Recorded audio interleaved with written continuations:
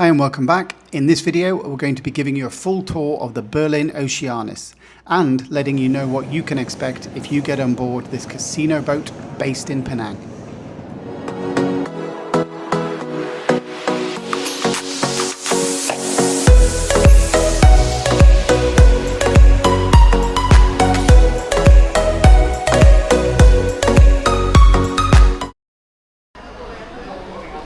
Now, one of the first things you do before you get on is you're going to need to pick up a ticket.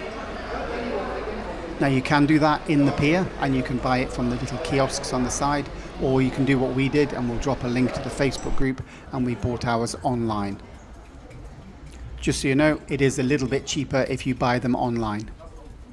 Now, the other thing to note that we mentioned in the Aegean Paradise video is that the entrance to this pier, to Swettenham Pier, is actually on the left. It's not the main entrance. So you go to the left and then you turn right into the pier.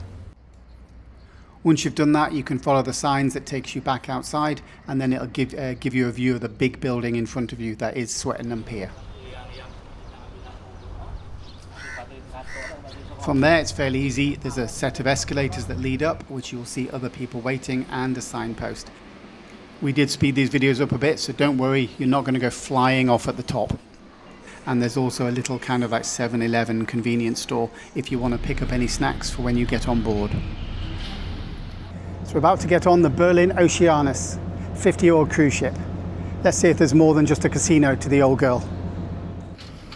Now, one thing to note when you get on board is they are going to take your passport or your IC card and then give it you back towards the end. And deck 4 is where you actually get on board. Now, if you turn left, you go straight to the restaurant. If you did book a room, then you can go to the hotel reception and you can pick up your room key. We'll show you a quick picture of that now, but we will give you our room tour later on in the video. Or if you just want the room tour, then we do have a separate video on the channel that just has that. But in this video, we're going to show you the tour so you know what to expect on board. And we're going to start at the top deck, deck 6. Well, actually, deck 7 is the top of the ship, but that was closed on our sailing. So just down from the cabin I'm in, the Berlin suite, you've got a hair and beauty salon, which I'll give you a quick look at now. Now, when I was on board, I didn't actually see any members of staff in here, but it's clearly new, and you are going to be able to get facials and haircuts and things like that at some point. And right next to the hair and beauty salon, you have the Berlin VIP room, which, although it says library, is actually the VIP room for high-rolling gamblers. And as we were still in port, it was locked and I couldn't get a look in.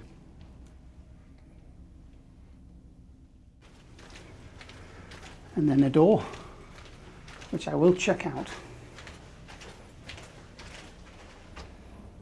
Now, behind this particularly heavy door, by the way, they actually had the Yacht Club, which is one of the 3 bars on board. It was quiet most of the time, and it has great views and aircon if you're looking for an escape from the heat.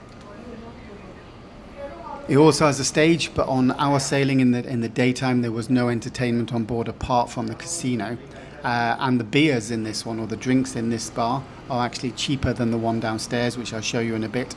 A can of Carlsberg in this bar costs 13 ringgit 75 cents, which is about $3, $2.50 to $3 US. So that's one. So on board, instead of a shop, you have these vending machines, and they will sell anything, literally anything, from noodles and chips and drinks to medicine and even condoms. 5. Yep, there's a condom machine on this deck. The condom machine was actually sold out. It was a Monday, 7. So maybe it was a busy weekend. 8. Now, when I counted, there 9. were 11 vending machines. 10 and 11 vending machines. All of them at pretty reasonable prices. Unexpected. And officially, deck 6 is the promenade deck. So let's go see if I can get outside. And towards the back of the ship, you have the Chino restaurant, which looks like it'll be a bit more like a grill, possibly a buffet as well with those hot plates. But this looks like it also will be an extra charge because they have little menus on the table of things you can pick up, and they had a cash register in the back left, which you can just kind of see behind this food station. Also, at least on my day, it wasn't open in the day and it was only open in the evening. So this is the third bar just outside, is also where you can have a pool bar, but that wasn't open when we were there in the morning sailing. But even if the bar's not open, it's still a nice place to chill out, especially if the weather's good and you get the wake views over the back of the ship. You can't go swimming because the swimming pool, even though it's really deep, is actually empty and looks like it might need some work. I don't know if they've got plans to make this a working swimming pool. It would be a pretty good idea to, I think, especially if they want to branch out from more than just the casino cruise.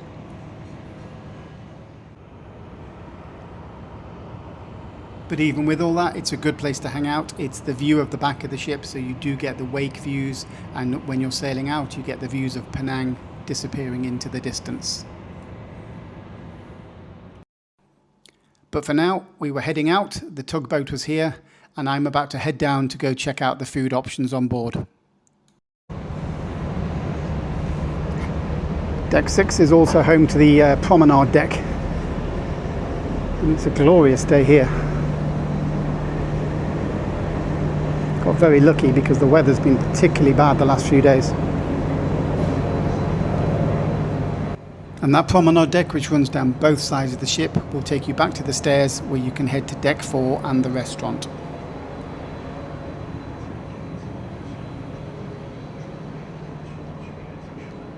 And as you can see, breakfast was from 9:30 till 11:30 and dinner was from 5:30 till 7:30 p.m.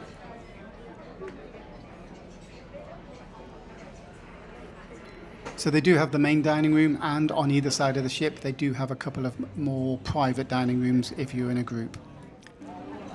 But both breakfast and dinner were buffet and you can go and help yourselves. They came with fruits and cake, and also a selection of hot food, eggs, potatoes, little bags that were actually quite nice, noodles, rice and some soup on the other side. It also had bread and condiments and no way to toast them, which was a bit unusual, or no way I saw to toast it. And down near the entrance it also had a salad station with things like lettuce, pasta salad, potato salad and some sauces. So for breakfast I just tried the fried rice, the potatoes and the little money bags, which were actually quite nice.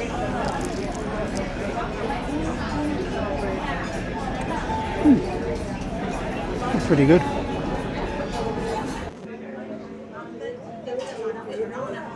It's pretty much the same. It's a buffet selection from 5:30 till 7:30, and we had some eggs, squid, potato, fish, and some Malaysian curry.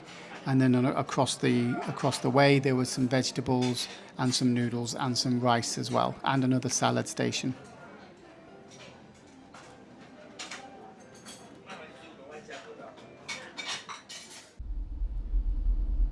Below deck 4, deck 3 only has the medical centre. Nothing much else to see on that deck. But if you keep going down on deck 1, there's something a little bit interesting. So on board they have a karaoke room. And they definitely refitted this place. This place is not from... this is really cool. Not from 1980.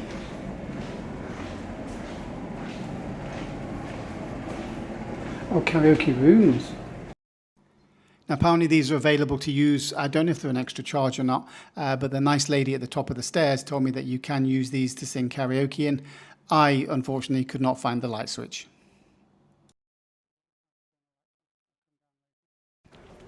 So let's leave those decks behind and head back to deck 5, which is where most people spend most of their time on board. And this is because the casino is on deck 5, towards the front of the ship, I think. And the casino is just behind this door. Now I couldn't actually film inside the casino, they wouldn't let me do it. I did ask, they said yes, and then they said no. But it's definitely another area of the ship that's been refitted, and it looks like a lot of money has been spent on there. They have the usual games, they have things like poker tables, they have roulette, they have a lot of slot machines, and they have some Chinese games that I have no idea what they are. Maybe you can mention in the comments if you know what those games are.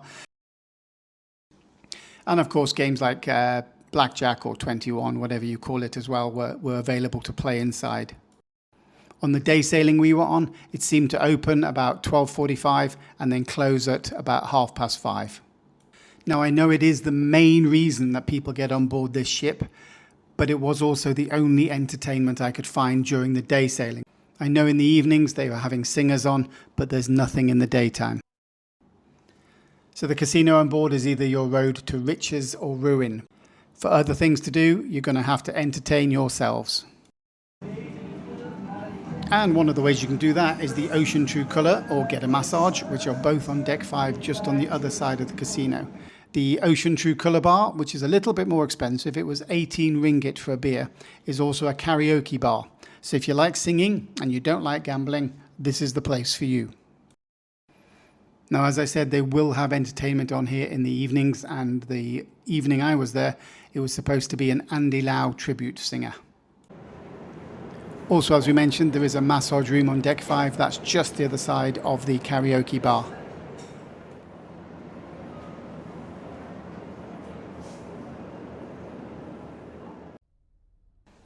But for me, I enjoy being outside, and honestly, I get on these little day cruises just to spend the day at sea and to have a nice relaxing time in a decent cabin.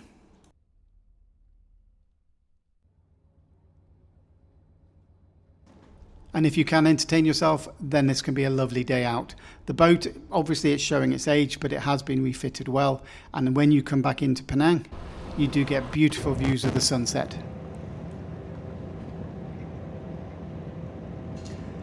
The cruise is due to arrive back into Penang about 7 p.m. That's for the morning cruise. You have to hand your room key in before 7, just so you know that. And it would be a useful idea to do it round about then, so you can go and collect your passport or your IC card ready to get off the ship. Now this video is already hitting 12.5 minutes, so we will leave the cabin tours for the other video, which I'll link above now, or you can find it, the video before this one, on the channel. And there you have it, a day cruise on the Berlin Oceanis. A couple of hours, and she'll be turning around and heading back out again. So hopefully that's been useful to you. Don't forget to check out that cabin tour. Also, we have the Aegean Paradise, which was the boat before this one that used to go from Penang.